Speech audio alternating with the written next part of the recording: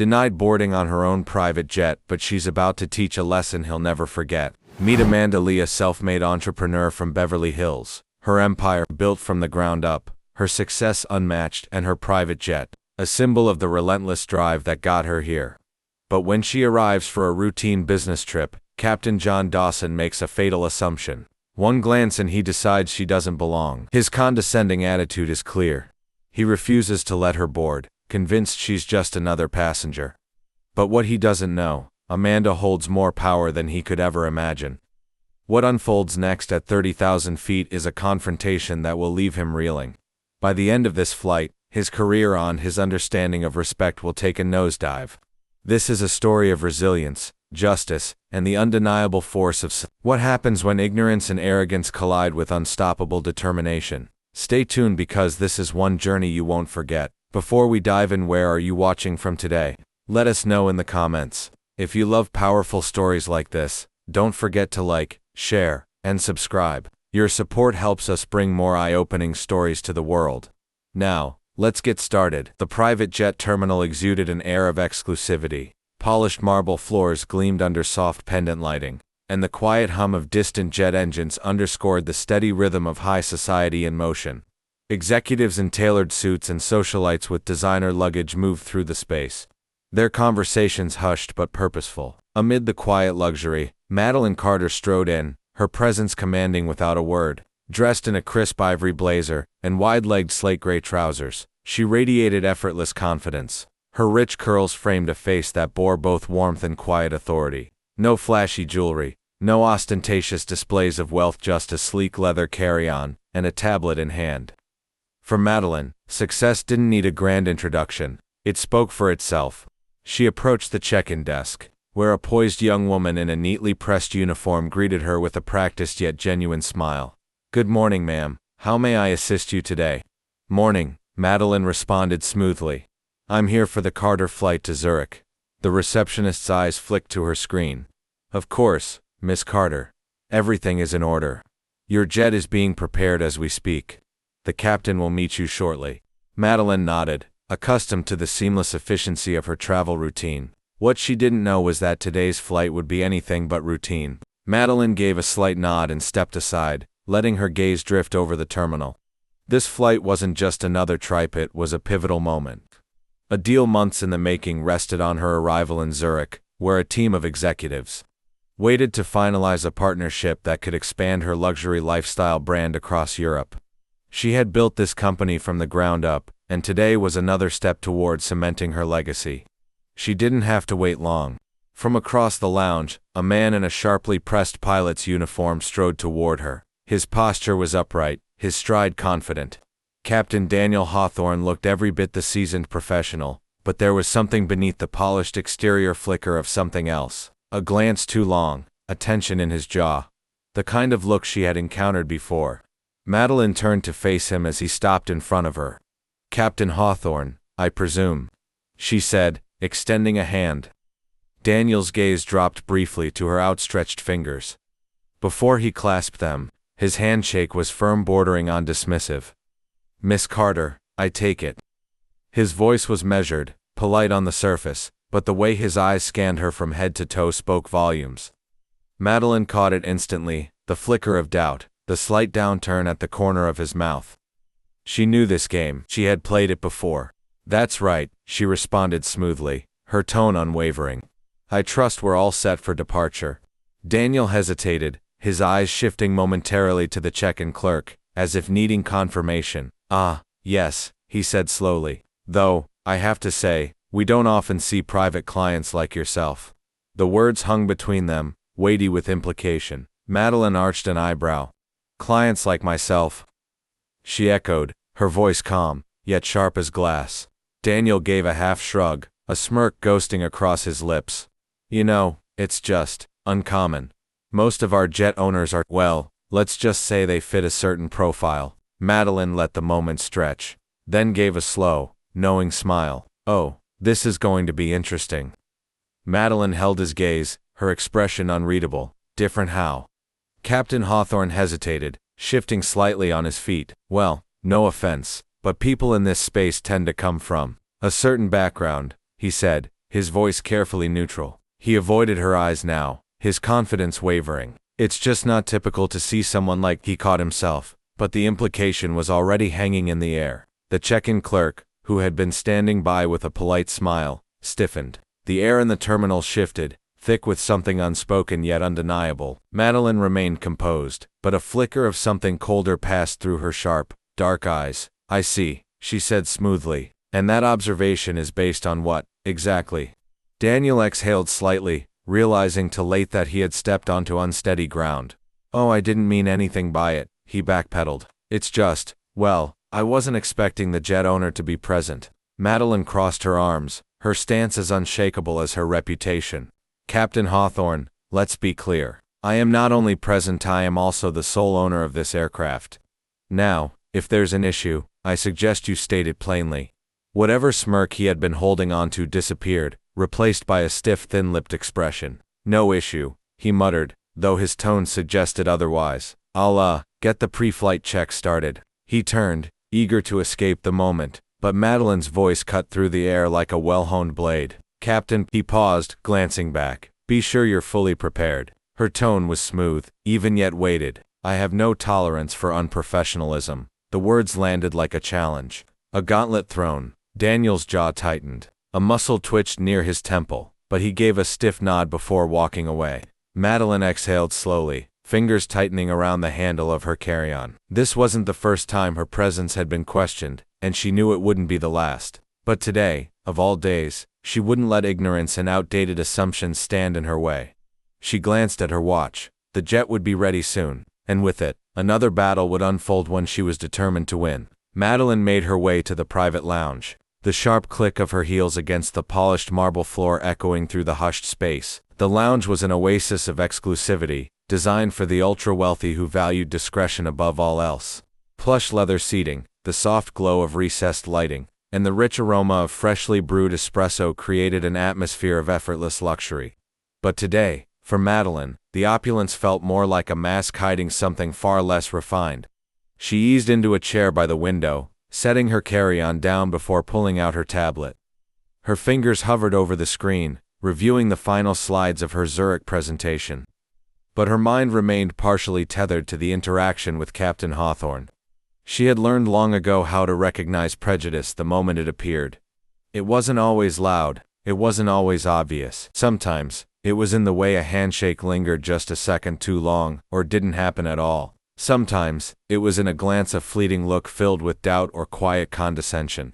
Daniel Hawthorne had been no different. His skepticism had been subtle, but unmistakable, and if experience had taught Madeline anything, it was that this was only the beginning. A quiet movement caught her attention. The same young attendant who had greeted her earlier approached, her professional smile still in place, though something in her posture felt slightly hesitant.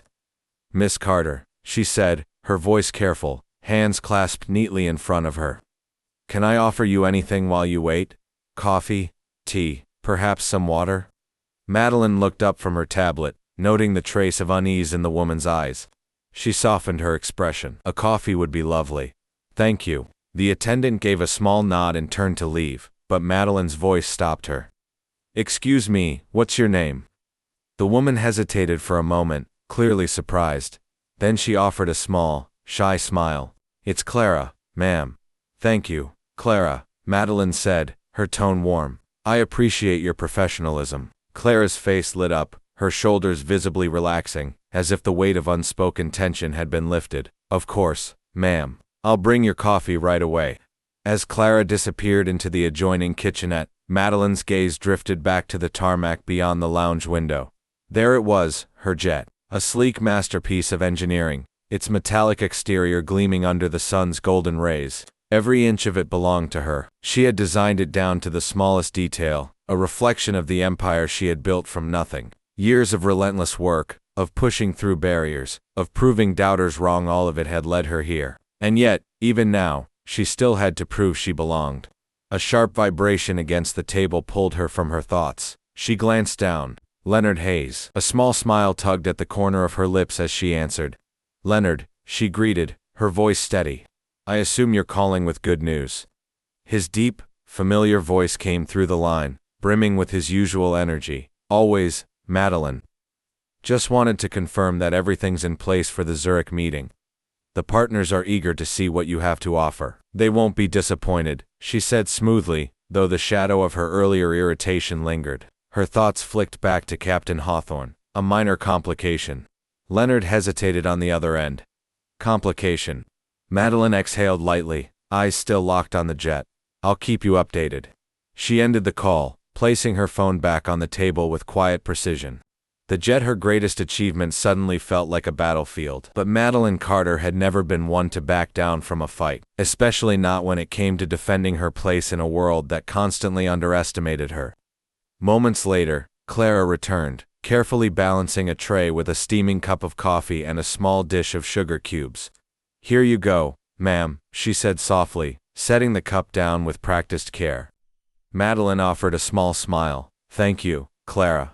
She lifted the cup, took a sip, then set it down with quiet precision, and then she stood. With a smooth, practiced motion, she adjusted the fabric of her blazer and exhaled. It was time to meet the storm head-on. Her heels clicked against the marble floor as she strode toward Captain Hawthorne, her steps deliberate, controlled. Across the lounge, he turned, and the instant he saw her approaching, his expression shifted. Darkened. Miss Carter, he greeted, his tone clipped. I was just making final preparations for the flight. Madeline tilted her head slightly, studying him with a calm, unwavering gaze. I see. And do these preparations include questioning my authority as the owner?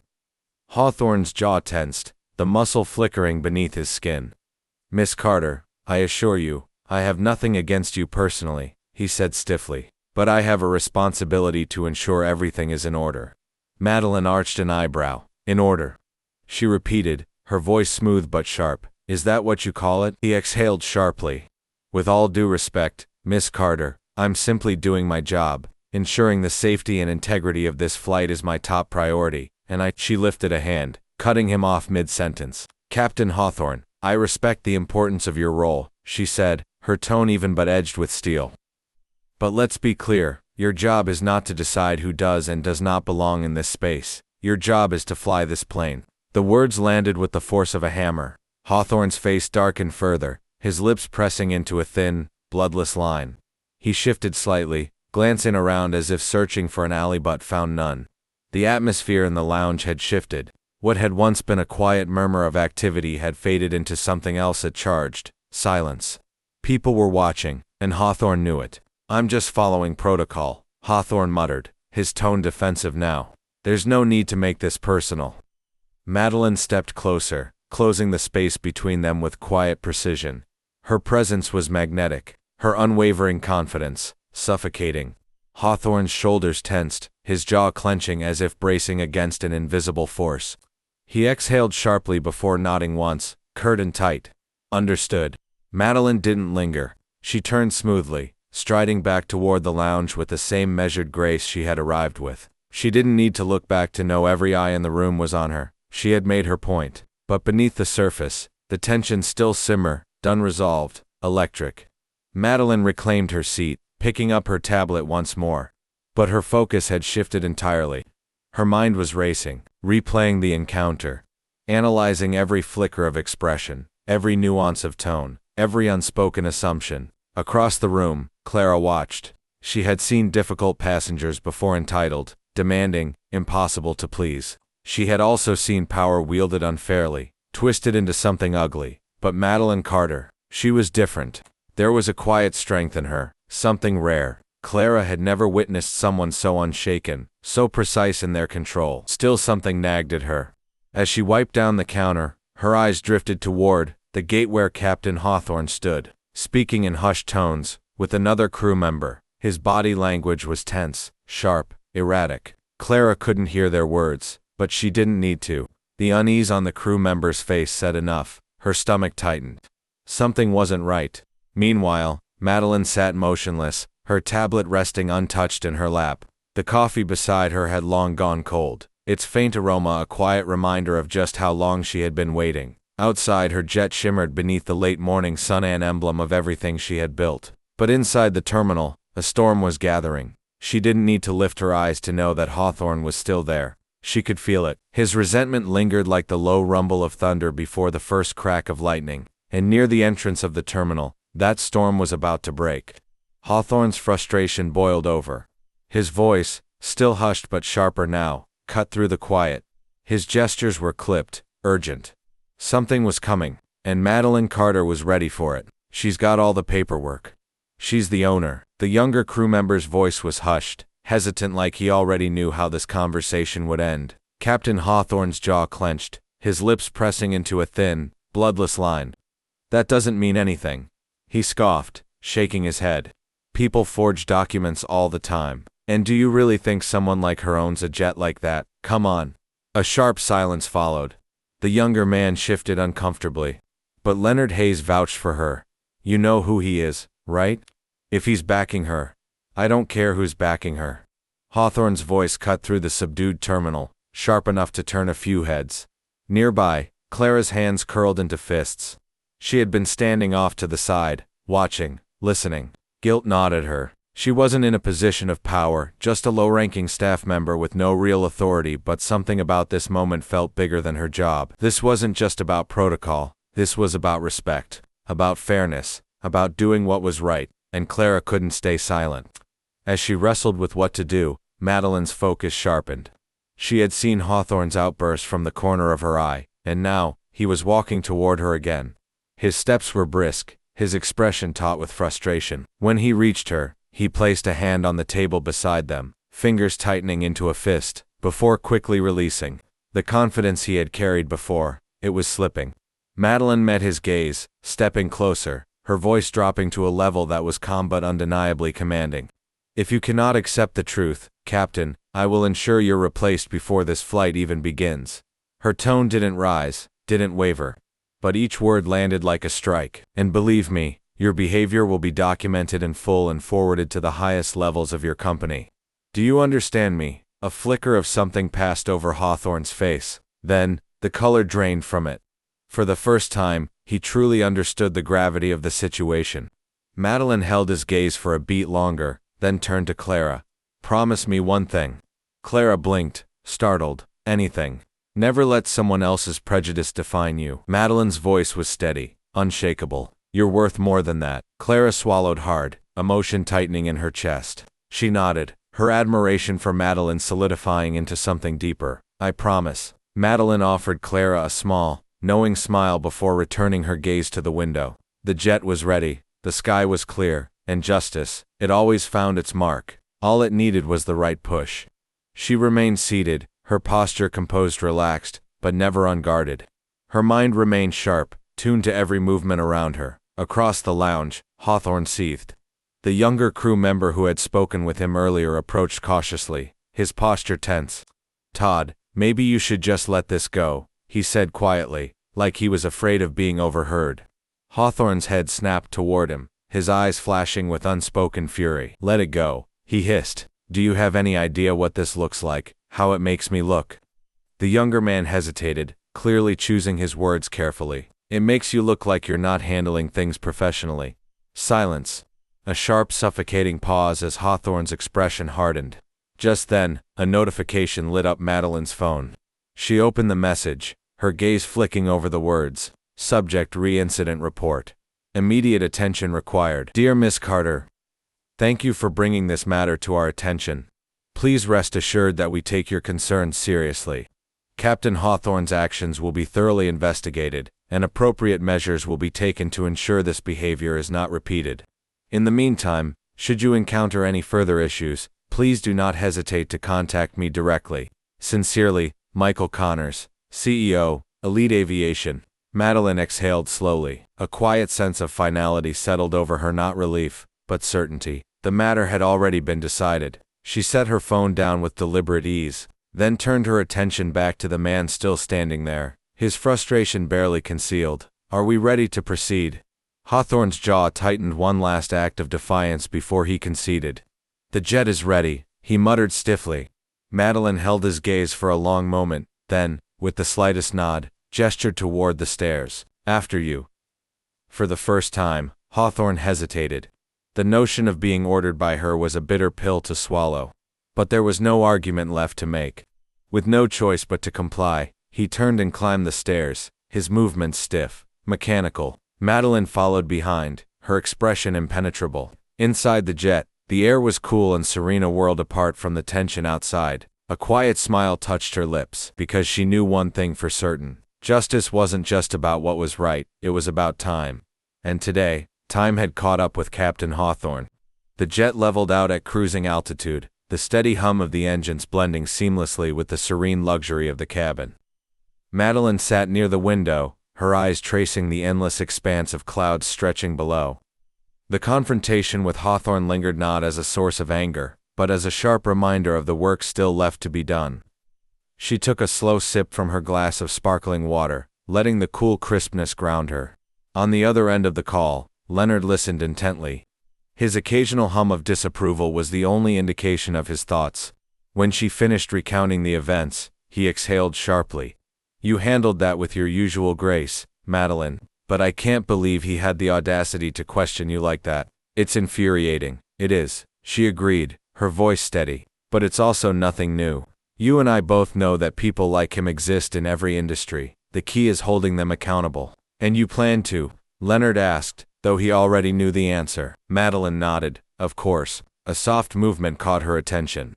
The flight attendant Marcus had returned, his professional demeanor unchanged, though there was something else in his expression now. Respect, admiration, maybe even gratitude. "Miss Carter," he said quietly, "welcome to Zurich. It's been a pleasure serving you." Madeline looked up, her expression warm. "Thank you, Marcus. Your professionalism hasn't gone unnoticed. Keep it up, you'll go far." A genuine smile flickered across his face. Madeline leaned back in her seat, exhaling softly. The real battle lay ahead. The meeting was critical, but the weight of the day's events still pressed against the edges of her thoughts. Hours later, the conference center. As she stepped out of the sleek black car, Leonard was already waiting at the entrance. His broad smile and relaxed posture were a welcome sight after the turbulence of the day. "Madeline," he called, embracing her briefly. "You made it." "Barely," she said with a dry chuckle. "But I'm here." Leonard's expression shifted, growing more serious. "I heard from the aviation company's CEO. They're taking this seriously." Madeline gave a slow nod. "As they should." Later that evening, the lights of Zurich. The city shimmered outside her hotel window, a constellation of golden lights reflecting over the lake.